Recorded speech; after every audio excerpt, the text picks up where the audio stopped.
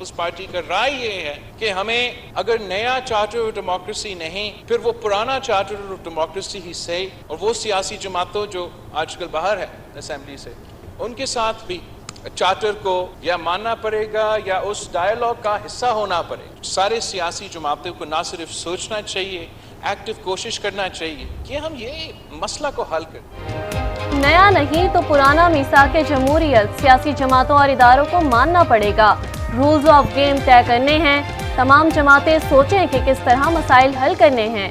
وزیر خارجہ بلاول بھٹو کا قومی اسمبلی میں اظہار خیال، بولے نواز شریف اور آصف زرداری کو ایسے فیصلے کرنے چاہیے کہ آگے چل کر میرے اور مریم نواز کے لیے مسائل نہ ہوں۔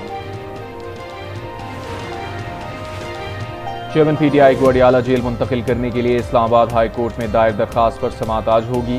اٹک جیل میں حراست غیر قانونی قرار دینے کی استدعا، کہا گیا جیل میں A کلاس کی سہولیات فراہمی کا حکم دیا جائے، ڈاکٹر فیصل سلطان کو میڈیکل چیک اپ کرنے کی اجازت دی جائے، فیملی اور وکلا سے ملاقات کی اجازت کی بھی استدعا۔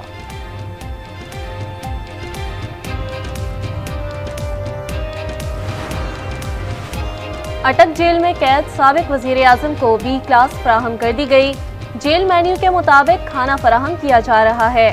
جیل حکام کے مطابق جیل میں چیئرمین پی ٹی آئی سزا یافتہ قیدیوں والے کپڑے پہنیں گے یا نہیں، اس کا فیصلہ حکومت کرے گی۔ توشہ خانہ کیس کا فیصلہ سپریم کورٹ میں چیلنج، درخواست میں فیصلے کو کالعدم قرار دینے کی استدعا، کہا چیئرمین پی ٹی آئی کو فیئر ٹرائل کا حق نہیں دیا گیا، فیصلہ جلد بازی میں کیا گیا، توشہ خانہ کیس کا ٹرائل دوبارہ شروع کیا جائے، سپریم کورٹ کے فیصلے تک سزا معطل کرنے کی درخواست۔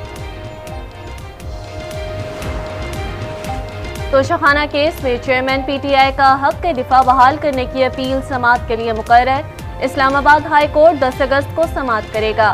ٹرائل کورٹ نے توشہ خانہ کیس میں چیئرمین پی ٹی آئی کا حق دفاع ختم کر دیا تھا۔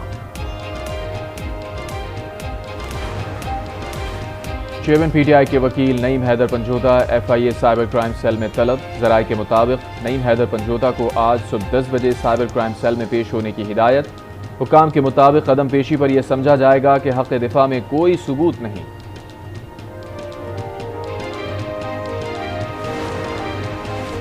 B کلاس نہ دینے کا قانون چیئرمین پی ٹی آئی نے بنایا تھا، وہ کہتے تھے 2 نہیں 1 پاکستان ہونا چاہیے۔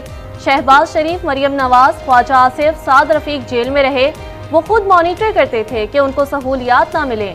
خرم دستگیر کی آج نیوز کے پروگرام فیصلہ آپ کا میں گفتگو، کہا اگر انہیں کوئی بہتر کلاس چاہیے تو عدالت سے رجوع کریں۔ اسپیشل انویسٹمنٹ فیسیلیٹیشن کونسل کی ایپیکس کمیٹی کا اجلاس، army chief general Asim Munir اور مسلح افواج کے دیگر افسران کی خصوصی شرکت، SEFC کے تحت اب تک کی پیش رفت کا جائزہ۔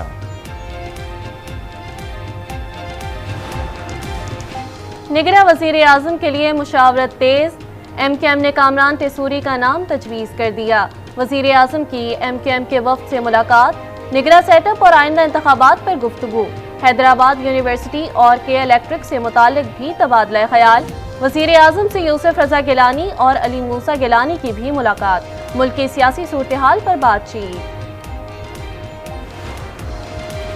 نگراں وزیر اعظم کے لیے 5 نام تجویز کر رکھے ہیں، حفیظ شیخ اور کسی ریٹائرڈ جج کا نام نہیں۔ وزیر دفاع خواجہ آصف کہتے ہیں وزیر اعظم اور اپوزیشن لیڈر جلد نگراں وزیر اعظم کے لیے مشاورت کریں گے، 2 سے 3 روز میں فیصلہ ہو جائے گا۔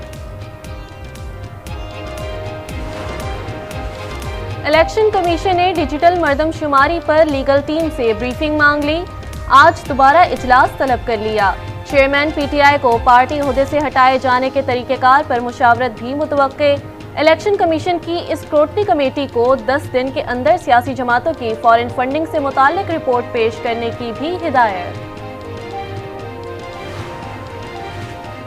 مشترکہ وفادار کونسل میں مردم شماری کو اتفاق رائے سے منظور کیا گیا، الیکشن میں تاخیر کی باتیں صرف سیاسی بیانات ہیں، انتخابات 90 روز کے بعد ہوں گے، 35 سے 45 دن کا فرق تو آ سکتا ہے، الیکشن 60 روز سے زیادہ تاخیر کا شکار نہیں ہوں گے۔ وفاقی وزیر قانون اعظم نذیر تارڑ کی پروگرام سپاٹ لائٹ میں گفتگو۔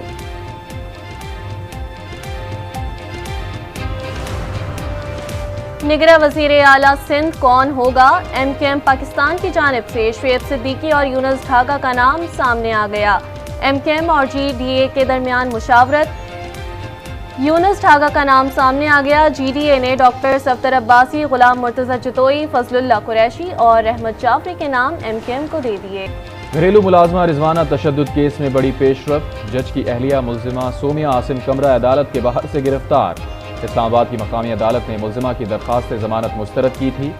جج نے ریمارکس میں کہا، میرے لیے مشکل ہے کیونکہ میرے کولیگ کی اہلیہ ہیں، لیکن جہاں انصاف کی بات ہوگی تو میں نے انصاف کرنا ہے۔